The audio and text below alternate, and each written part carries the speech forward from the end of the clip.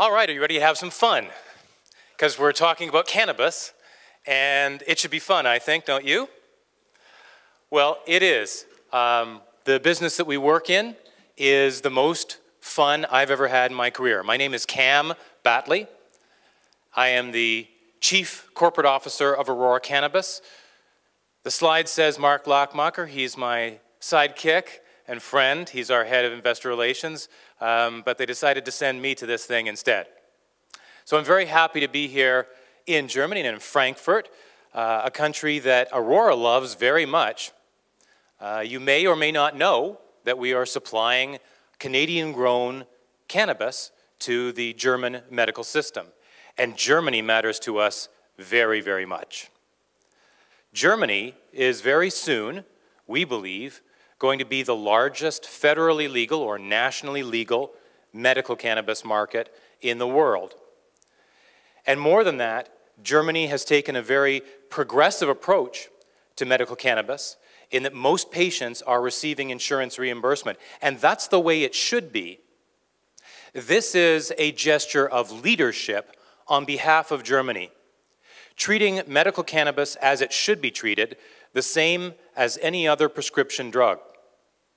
Now in Canada, you may know that we've had a very smoothly operating, very effective medical cannabis system in place for 4 years.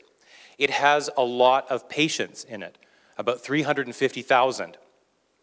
But very few of them have achieved insurance reimbursement, so they're paying out of pocket for this. It's something that we really have to work on. It's something that we have to lobby the Canadian government about, and the provincial governments, and the private insurers. So Germany already has a head start in one very important respect. And the larger picture in Europe is, again, an opportunity for Germany to lead. How often have you heard that in the last few years? Everybody's relying on Germany to lead Europe. I know, we watch from Canada. But this is another opportunity, again, for the wisdom and the efficiency and the capabilities and leadership of Germany to step to the fore. Because other countries are now following. We have a cascade of new medical cannabis systems being established in Europe. And even some countries that until recently we would never have suspected. The UK. At the beginning of 2018, nobody expected the United Kingdom to have a medical cannabis market. When asked, the UK government kept saying, no, no, no. There's no evidence, we don't believe in it, it's not going to happen. But cannabis is an interesting animal. People's attitudes can change very, very quickly. And what happened in the United Kingdom was a very telling example.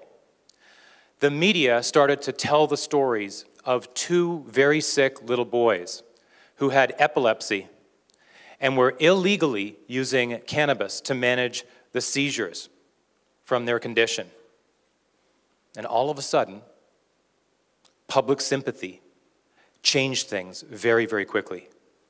All of a sudden, the United Kingdom said, okay, maybe we will create a medical cannabis system.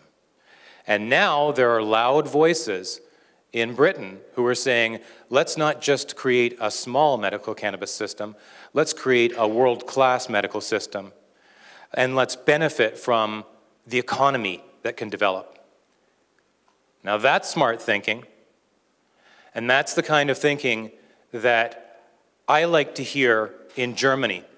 That's the kind of conversation I like to have with policymakers and opinion leaders and business leaders in Germany. Let's look at the big picture. The benefits of this new economy of medical cannabis, followed at some point in the future by consumer cannabis legalization, are enormous. We're talking about massive new investment, massive new economic spin-off benefits, huge new employment gains, and massive new innovation.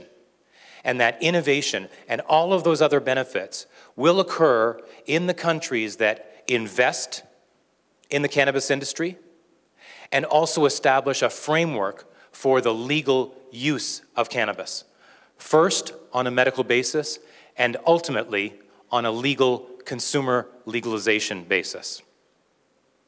And on that point, let me pause for a minute to acknowledge something very important that's just happened in Canada. Does anybody know what it is? We've legalized cannabis for consumer use in Canada. We've just done it. We're the second country in the world to do so after Uruguay, and the first of the G20 countries. And we're doing it big. There are more than 120 licensed producers in Canada, regulated by Health Canada. Only a handful of them are true players that will go on to become global players. And I see some of them right in front of me right now. There's one right there, CanTrust. They're going to be a player. Most will not. Let's not fool ourselves. We're creating a new industry, and at the outset of any new industry, you will see a large number of companies as startups. But the ones that survive, the small number that survive, will have some very special things about them. Now let me talk to you about Aurora. How many of you are familiar with Aurora already? It's an amazing company. It's an amazing company. I joined Aurora, I came over from a competitor, Canopy, in March of 2016. And at that time, Aurora had 35 employees and had just started to sell medical cannabis. Aurora was a year and a half behind all of the other players, all of the major competitors. We call them the Blessed 13, the first 13 companies to get their licenses from Health Canada. Aurora didn't receive its licenses until 18 months after everybody else. But we've come roaring by them. And so from the 35 employees that Aurora had when I joined them just 2.5 years ago, we now have more than 1,600 around the world. And we're operating in 18 countries. And our production has gone through the roof. We've gone from one small facility north of Calgary in the foothills of the Rocky Mountains to 8 operating facilities across Canada and 1 in Denmark. And we're expanding around the world. And we're going to be in every single market in the world where cannabis is legal on any basis, whether for CBD or cannabidiol only. Does everybody know what CBD is? The primary non-intoxicating compound in cannabis, whether it be CBD only, whether it be a full slate of medical cannabis products, and ultimately, what we know is going to happen, a cascade of additional countries opening themselves up to consumer legalization. It's going to happen. It's going to happen. And I'll tell you how it's going to happen. It's going to happen because we will see the same phenomenon that applied in Canada apply in country after country. First, you establish a medical cannabis system. It becomes legitimate. People become comfortable with it.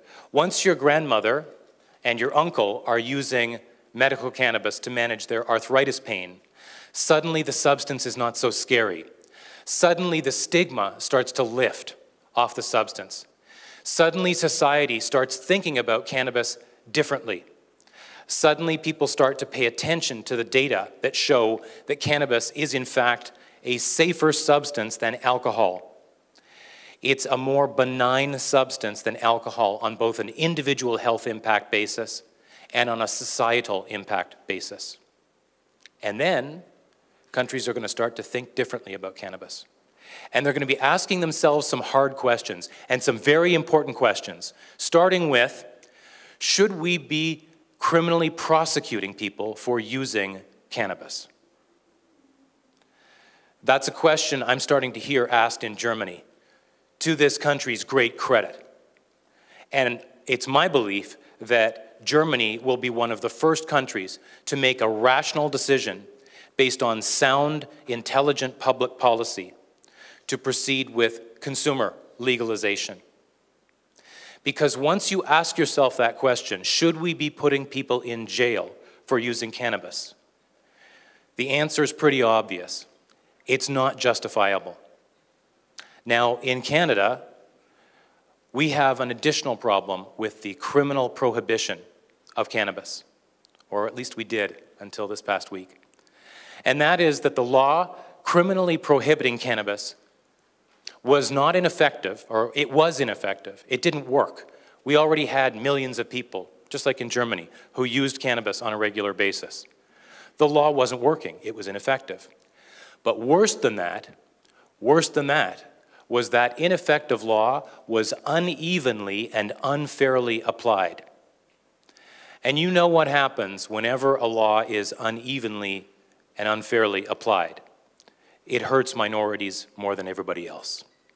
So in Canada, the impact of criminal prohibition fell disproportionately on Canadians of color and Indigenous Canadians and low-income Canadians, not white middle-class people. We are in the process of fixing some of the impact of that. First, we've now legalized cannabis for consumer use, and that's a good thing. But there's a fight ahead, and that is to clean up the historical injustices. So one of the things that we are doing at Aurora is supporting something called the Campaign for Cannabis Amnesty. And this is a wonderful group of people. It's a group of idealistic young lawyers and activists who are lobbying the federal government in Canada to have those criminal records of those charged and convicted of non-violent cannabis offenses not just pardoned, but eliminated. It's called expungement in English. And what that means is it's the equivalent of wiping it away so that that criminal record never happened. And this is critically important because these people who have been charged or convicted of cannabis possession, committing no dangerous act, they are affected for their whole lives. Their whole lives, they are limited from traveling. You can't enter the United States if you've been charged or convicted for cannabis possession. They have difficulty with employment because when a background check is done on you, you have a criminal record. They have difficulty with housing, getting an apartment, buying a property. They even have difficulty volunteering, engaging in volunteer activities, all because of that. What I want you to do is imagine the future. I've given you a bunch of facts and some new developments, but I want you to imagine the future. And specifically, I want you to imagine the scale, the global scale that we are going to achieve with this industry. Right now, the cannabis industry is at a level, it will never be so small again. It's only going to get bigger, and it's going to get a lot bigger. And we aren't globally, the world isn't paying quite as much attention to it right now as it would if this were a phenomenon that were happening out of the United States, right? It's happening out of Canada. And as a result, so far, there's a little bit of a discount because not everybody's aware of what's going on. But let's talk about what is going on. Make no mistake, this is a revolution, a positive revolution that has just started. A spark in Canada is going to catch fire around the world.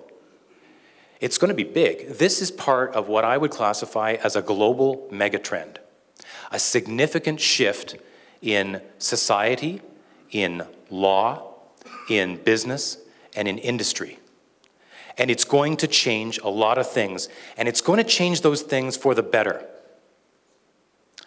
It's going to create new opportunities. It's going to create new economies. And it will sweep the world. And at the same time, it's going to disrupt a lot of existing industries.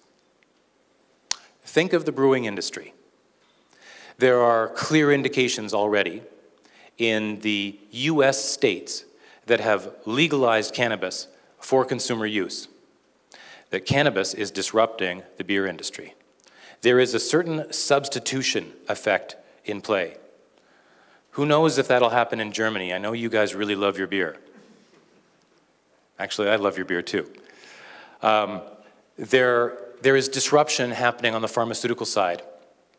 Cannabis is being used, and used effectively, as an alternative to opioids for certain patients, not for the most serious pain. Opioids were designed initially for the most serious forms of pain, cancer pain, fractures, certain kinds of post-surgical pain. But we know what happened in the 1990s, don't we? They started to be used a lot more broadly.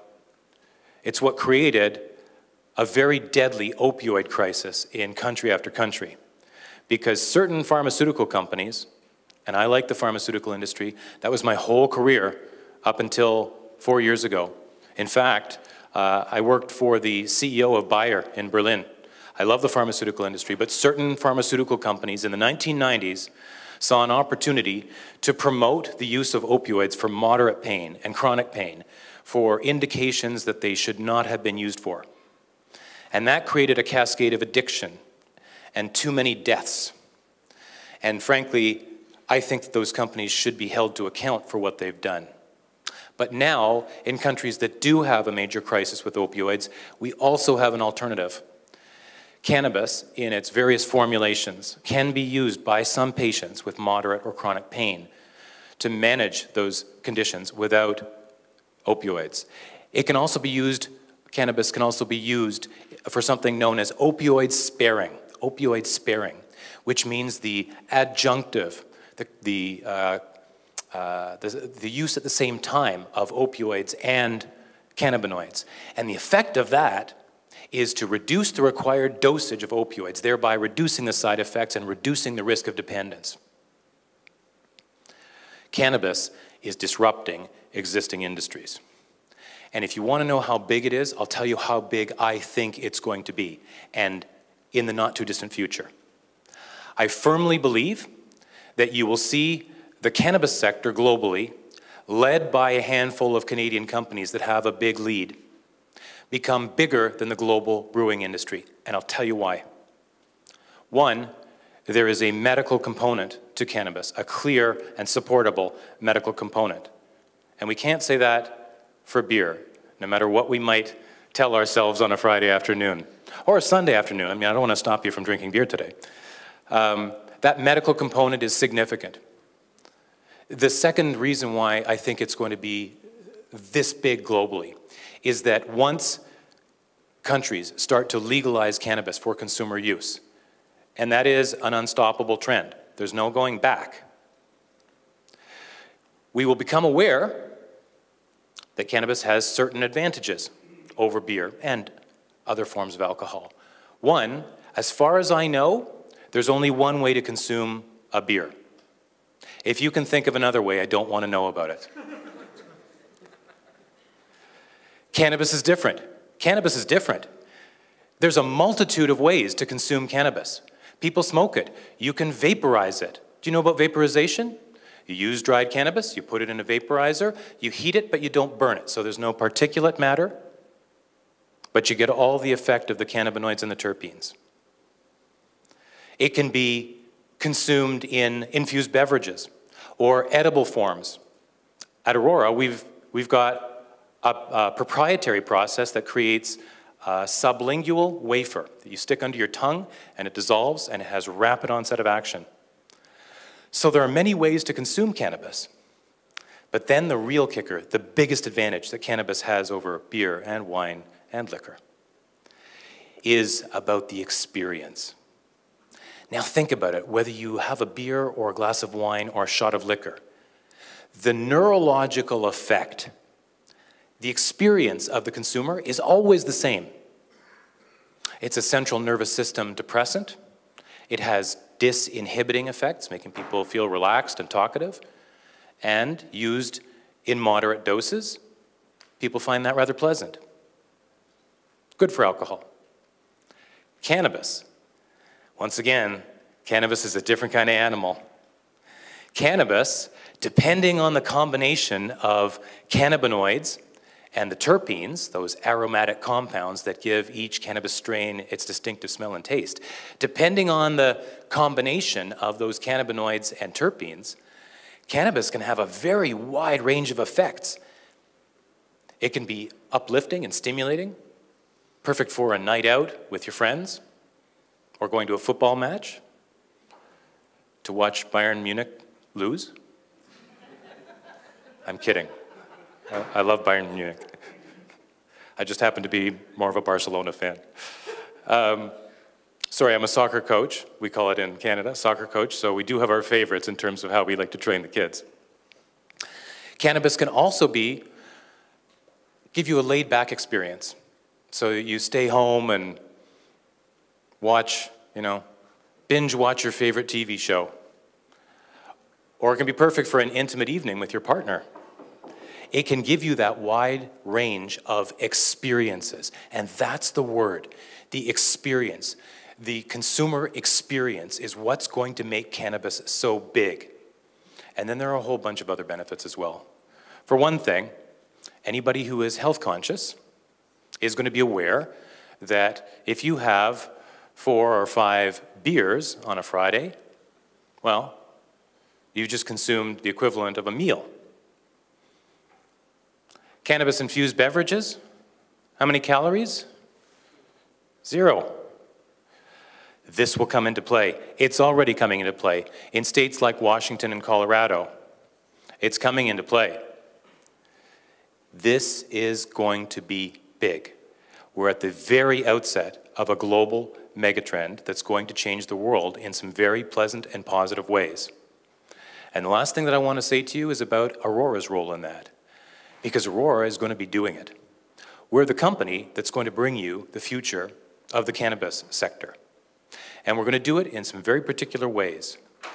Aurora is one of 120-something licensed producers, but there's no other company like Aurora. And there's no company that's doing the things that Aurora is doing. I'm not going to run you through a slide presentation. You've seen too many of those, and so have I. So what I'm going to tell you about is our production. And our production, our cultivation, is unique in the world. We are the only company in the world that is building massive scale indoor facilities with extremely tight environmental controls. There are other companies that are building large greenhouses. Lots of them. Everybody else who's building production at large scale in Canada is building very large greenhouses. And those are good. And some of those companies will do fine. One thing about greenhouses is they are relatively less expensive than the indoor facilities built to pharmaceutical grade that we do. So it's less expensive to build a large greenhouse or to retrofit one, which is what most people are doing. It's also faster. You can get into production faster by retrofitting a greenhouse than by building our massive indoor facilities. But our indoor facilities have got major advantages. Aurora Sky is something the world has never seen, and I was just there last week. Aurora Sky is what we call our facility at Edmonton International Airport. It is 800,000 square feet. Somebody do the math for me. I can't convert that into square meters. I'll put it this way. It's the size of, it's bigger than 16 football fields. It produces over 100,000 kilograms or 100 million grams of high-quality premium cannabis per year. And it does it consistently, and it does it with the highest production efficiency in the world, and it does it without the risk of crop loss. And if there are 2 words that chill the spine of cannabis executives more than anything else, it's crop loss. And chills the spine of savvy investors, too. Aurora was the first cannabis company in the world to achieve a large traditional debt facility with a Tier 1 bank, a top-tier bank, Bank of Montreal in Canada. We received a loan, effectively, for $250 million. And the nice thing about that was, it wasn't just because Bank of Montreal liked our business plan and believed that we were going to be a global leader in this space. When a bank lends you $250 million, that's not their first concern. What's their first concern? Am I going to get it back? Right. That was their first concern. And what we effectively have done, and why they loaned us $250 million, is that we have de-risked the production of cannabis, which is the building block for everything that comes after. All the branding, all the promotion, all the sales, all the research, all of the other things that we're doing are built on a solid foundation of production, because you've got to have an economic source of the raw material for everything else you do. All the derivative products and the extraction, all of these things that we're also good at, all of that rests on the assumption that you will have a consistent, predictable source at low cost of the raw ingredient, meaning dried cannabis. And Aurora Sky is the first of a series of what we call Sky class facilities, unique in the world. A closed system with a glass roof. So we take advantage of the power of the sun, but we also have supplemental lighting. And because it's a closed system, it's not open to the air like a traditional greenhouse. So what does that mean? It means that the nasty things that keep cannabis cultivators awake at night can't blow in. Powdery mildew, black mold, other contaminants. They can't get in because our facility is a closed system with MERV level 14 air filtration. Inside our facility is the cleanest air you'll ever breathe. And we are able to get better than 6 growth cycles per year, all the same, all perfect, all premium quality, out of this concept that we have invented and pioneered. It's a proprietary approach. And the nice thing is, nobody else is doing it. Now, I could go on at length, and I won't, about all the other things that make Aurora special, about the fact that we're the most integrated cannabis company in the world in everything from design and engineering of new cannabis production facilities, through cultivation of cannabis and hemp, through extraction expertise, to our distribution channels. One of the smartest things we did was in the spring of 2017, we acquired a company called Padanios, based in Berlin. It's the largest distributor of medical cannabis in Europe, and it's a deal that every other cannabis company wishes they had done. And so we now have a very, very smart, competent, capable, energetic, and imaginative group of young Germans scheming and planning how we're going to take over the medical cannabis system across Germany, across Europe, coming up with new ideas for distribution, new ideas for formulation, new partnerships and networks to enter into in country after country after country. It's happening from here. This is our base. We now have renamed Padanios Aurora Deutschland, and our European headquarters is also in Germany. So not just our German headquarters, our European headquarters. And we're going to do this again and again and again. In Latin America, we just are in the process of acquiring a company called ICC Labs. It's the market leader in Latin America. It's based in Uruguay and Colombia, and it's brilliant. And now it adds us to our story. It adds access to low-cost, equatorial, outdoor-grown cannabis. And ICC has advantages over every other player in Latin America. The only extraction capability. Pretty soon, the only GMP lab. It goes on and on. This company, Aurora, we all work 7 days a week, and we don't resent it, because we love what we're doing. Because the work we're doing right now is the most engaging and creative work we've ever done in our careers. We are literally inventing a new global industry in real time. It's a hell of a lot of fun. And if you're not invested in us, I hope you'll consider it, because I'd like to have you along for the ride. Thank you very much for your kind attention.